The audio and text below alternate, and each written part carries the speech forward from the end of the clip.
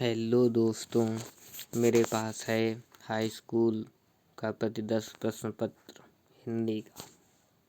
मैं आपको इसके बारे में बताऊंगा। ये 2021-2022 का सैम्पल पेपर है हाई स्कूल का, जो कि गवर्नमेंट की वेबसाइट में अपलोडेड है। आप चाहें वहां से डाउनलोड कर सकते हैं, नहीं तो मेरी टेलीग्राम ग्रुप में जुड़ के वहां से भी ये डाउनलोड कर सकते हैं। मैं आपको बताऊंगा कि इसमें आपको 3 घंटे 15 मिनट का समय मिलेगा। इसमें प्रारंभ में 15 मिनट परीक्षार्थी को प्रश्न पत्र पढ़ने के लिए निर्धारित किया जाता है। मतलब 15 मिनट आप प्रश्न पत्र पढ़िए, उसके बाद आप पेपर करिए। इसका जो पूर्णांक दिया गया है वो 70 का है, क्योंकि 70 का पूर्णांक होगा प्लस 30 आपको प्रैक्टिकल में मिलेंगे स्कूल की तरफ से। ये तो फ्री हैं। अब 70 में आप 60 ले आइए तो आपके परसेंटेज हो जाएंगे बढ़िया। आप नीचे आइए, देखिए इसका पहला क्वेश्चन है, क्योंकि हिंदी के पेपर में 5 होते हैं बहुविकल्पी क्वेश्चन।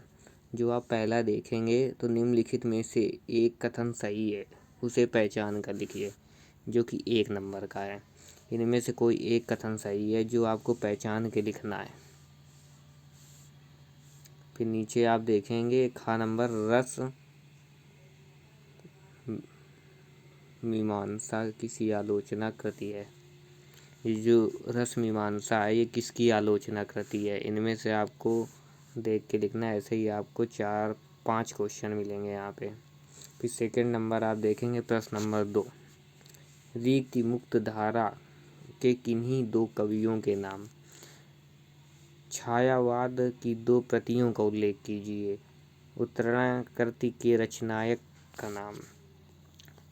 ये 2-2 1 नंबर के आते हैं। फिर नीचे आप देखेंगे प्रश्न नंबर 3। प्रश्न नंबर 3 में निम्नलिखित गद्यांशों में एक के नीचे दिए गए प्रश्नों का उत्तर दीजिए। निम्नलिखित गद्यांशों में से किसी एक के नीचे, इसमें आपको 2 पैराग्राफ दिए होंगे। हम नीचे चलेंगे तो मैं आपको दिखाता हूँ कि का नंबर और ये है खा नंबर। यहाँ पे 2 पैराग्राफ दिए, यहाँ बीच में अथवा लगा है, मतलब या तो आप ऊपर वाला करिए या तो आप नीचे वाला करिए। इन दोनों में से एक के क्वेश्चन आंसर करने हैं, जो आपको 6 नंबर के आए हुए हैं।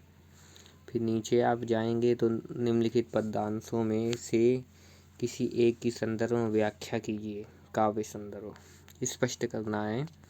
ये भी वैसे ही है, इसमें भी बीच में अथवा लगा है, या तो आप ऊपर वाला क्वेश्चन आंसर करिए या तो आप नीचे वाला। अगर ये पेपर आपको सॉल्व चाहिए हो तो मुझे कमेंट करिए, मैं आपको पेपर सॉल्व करके दे दूँगा। फिर हम आगे बढ़ेंगे प्रश्न नंबर 5 की ओर। इसमें लिखा है निम्नलिखित में से किसी एक लेखक का जीवन परिचय देते हुए उनकी किसी एक रचना का उल्लेख कीजिए। इनमें से किसी एक लेखक का जीवन परिचय देते हुए इनकी एक किसी रचना का उल्लेख करना है, जो आपको 3 नंबर का आएगा। फिर नीचे बढ़ते हैं,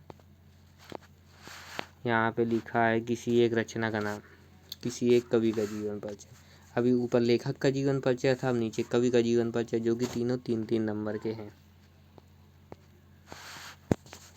निम्नलिखित में से किसी एक संदर्भ का हिंदी में अनुवाद। ये संस्कृत है, ये भी संस्कृत है, बीच में अथवा लगा। इसका मतलब है कि ऊपर वाला करिए या तो नीचे वाला करिए।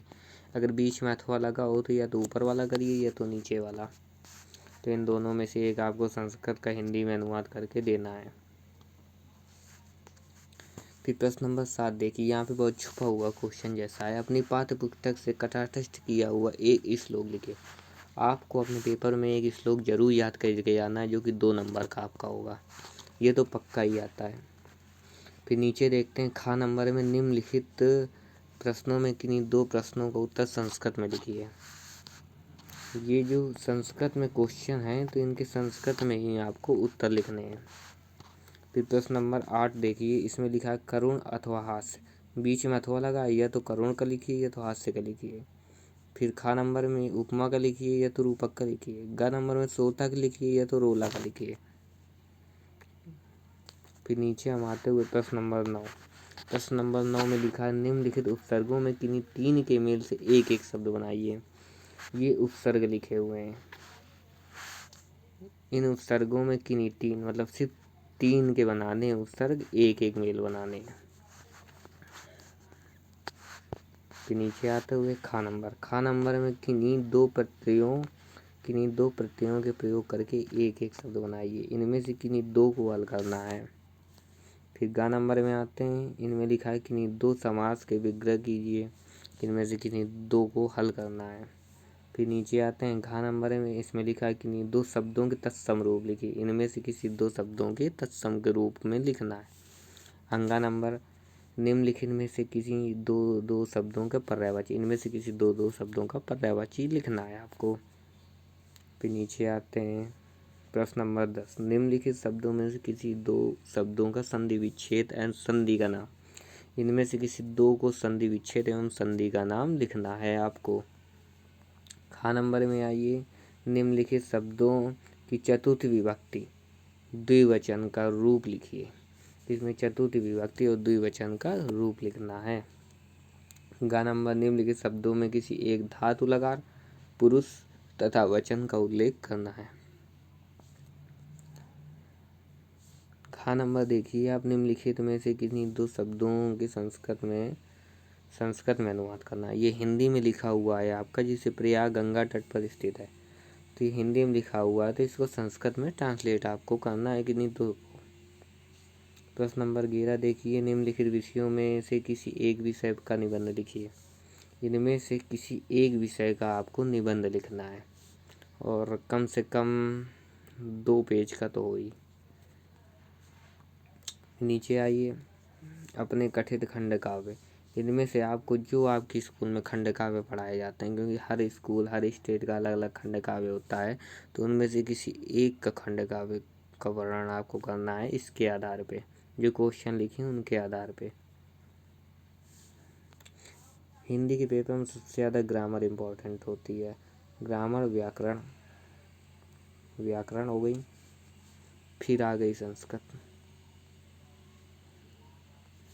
मैं अपने अगले वीडियो में उन लेखकों और उन कवियों का नाम लिख दूंगा जो कि आपके इस बार के पेपर में पूछे जाएंगे। Thanks for watching, subscribe my channel and like video.